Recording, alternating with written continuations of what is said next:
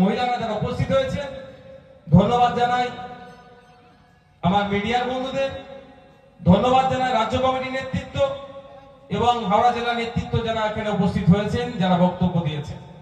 সর্বোপরি ধন্যবাদ জানাই আমাদের প্রশাসনের বন্ধুদেরকে, যাদের সহযোগিতাতে আমরা এই প্রোগ্রাম আলোচনা সভা সুষ্ঠুভাবে সম্পন্ন করতে চলেছি।